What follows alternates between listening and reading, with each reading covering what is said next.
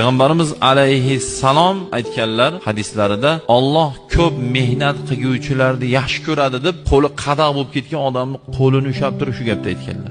Mehnat qilavergandan mana qo'llar, ko'jalarni oralari yorilib shunaqa bo'lib ketganlar bo'ladi. Qo'lini ming yuvsin ham pokiza bo'lmaganga o'xshaydi. Mabodo o'shanaqangi odamlar bilan yonida o'tirib qolsangiz, bitta tovoqda osh yeganda ko'nglingizga keltirmang. Nabarot xursand bo'lingki, Alloh yaxshi ko'rgan insonni qo'li siz bilan bitta tovoqda yeyapti, bu baxt siz uchun. Deb ushlaganingizda mayli qadaqni u qo'lni qo'yib yubormang. Ushlang biror minut. Qadaq bo'lsa ushlang. Nimaga? U mehnat qilgan u. U Alloh yaxshi ko'radigan qo'l u.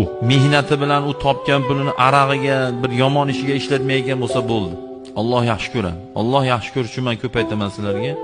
Domla, qora aka, hoji aka bo'lish shart emas. Alloh yaxshi ko'radigan inson bo'lish uchun yaxshi odam bo'ling, bo'ldi, tamom. Siz kimsiz? Ijtimoiy kelib chiqishingiz nima? Uyingizdagi sharoitingiz nima? Umuman farqi yo'q. Allohning do'sti bo'lish, Allohni yaxshi ko'rgan bandasi, jannatiy inson bo'lish uchun buni umuman qiziqi yo'q. Biz Alloh qilma degan, shariat qaytargan narsalardan uzoqda, Alloh qil degan narsalarda yaqinda yursak, inshaalloh